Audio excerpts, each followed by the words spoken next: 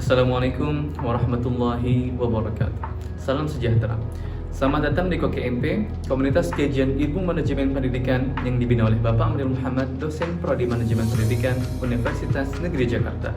Perkenalkan, nama saya Muhammad Tamamun Khairi, mahasiswa Prodi Manajemen Pendidikan Universitas Negeri Jakarta angkatan 2020. Pada video kali ini saya akan menyampaikan bagaimana kita menghadapi era disrupsi.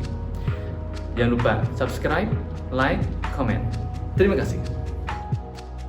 Menghadapi era disrupsi. Apa itu era disrupsi? Era disrupsi adalah era terjadinya perubahan besar-besaran yang disebabkan oleh adanya inovasi yang mengubah sistem dan tatanan bisnis ke taraf yang lebih baru. Perusahaan berskala besar bisa saja gulung tikar jika tidak memiliki strategi yang tepat di tengah perkembangan teknologi yang canggih. Dengan kata lain, era disrupsi adalah pergeseran kegiatan-kegiatan dari dunia nyata ke dunia maya. Lalu, bagaimana menghadapi era disrupsi ini? Ada 5 tips yang saya sebut sebagai 5 peraturan yang bisa membantu kamu. Yang pertama, peraturan pertama adalah kamu bisa berjuang untuk apa yang kamu inginkan. Ada sebuah cerita mengenai seorang penulis yang terkenal, yaitu Simon Sinek, ketika dia dan seorang temannya mengikuti acara perlombaan dari sebuah organisasi lari jarak jauh pada akhir pekan. Seperti biasa, organisasi itu punya sponsor yang membagikan apel atau roti bagel atau semacamnya. Ada 2 barisan saat itu, satu untuk para sukarelawan dan satu untuk para pelari. Ketika saya mengajak temannya untuk mengambil roti bagel, temannya berkata, antrian itu terlalu panjang. Lalu Simon berkata, "It's a free bagel, ini adalah roti bagel gratis." Berdasarkan hal ini, saya melihat 2 tipe orang dalam memandang dunia. Yang pertama, orang yang melihat hal yang menghalangi mereka.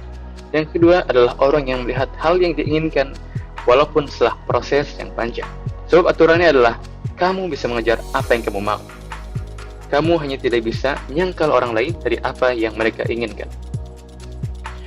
Peraturan nomor 2, terkadang kamu adalah masalah.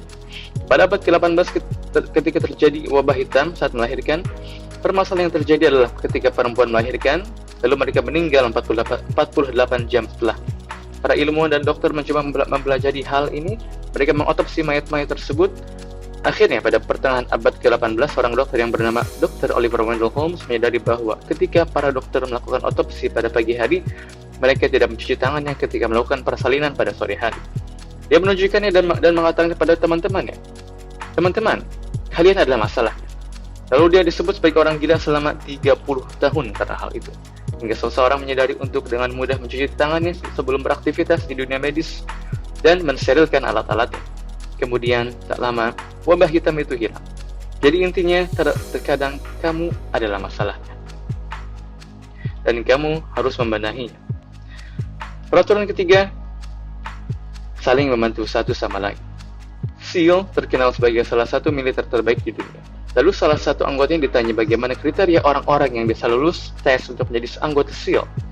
Dia menjawab, orang yang bisa menjadi SEAL adalah orang-orang yang ketika mereka sudah dihabisi secara kekuatan, dihabisi secara mental, mereka melihat ke kanan mereka dan membantu orang tersebut. Dan lalu dia melihat orang di sebelah kirinya, lalu membantu orang di sebelah kirinya. Jadi intinya, kamu butuh kerjasama dalam menghadapi tantangan yang besar dengan cara saling membantu satu sama lain. Yang keempat, Nelson Mandela dianggap sebagai salah satu pimpinan terbaik secara global. Ketika ditanya bagaimana Anda bisa menjadi pemimpin terbaik, dia menjawab, "Ayahku adalah ketua suku. Setiap kali ayahku akan bertemu dengan petinggi-petinggi sukunya, Nelson Mandela ingat 2 hal. Pertama, mereka selalu duduk meningkat. Kedua, ayahnya selalu terakhir untuk bicara." So, pelajarannya, hormati pendapat orang lain. Jika seseorang menolak pendapatmu dan mengangguk ya atau menggeleng tidak, tapi tanya, apa dasar dia menyatakan hal tersebut? Dengan terakhir bicara, kalian bisa mendapatkan 2 manfaat. Yang pertama, memberikan perasaan bahwa orang lain sudah berkontribusi dan mendengar. Dan kedua, kamu mendapat manfaat dari apa yang kamu dengar. Lalu yang kelima adalah kisah nyata atau true story. Ketika seorang mantan Menteri Pertahanan berbicara di depan umum sambil memegang gelas styrofoam berisi kopi, dia berkata, "Apakah kalian tahu? Tahun lalu saya berbicara di tempat yang sama dalam keadaan menjadi seorang Menteri Pertahanan. Semua orang menghormati saya dan memberikan saya secangkir kopi di cangkir keramik yang terukir indah. Sekarang setelah pensiun, saya harus menyiapkan semuanya sendiri. Jadi pelajarannya, ketika kamu mendapatkan kehormatan dan kedudukan, syukurilah. Ketika kamu dalam keadaan yang biasa saja, syukurilah.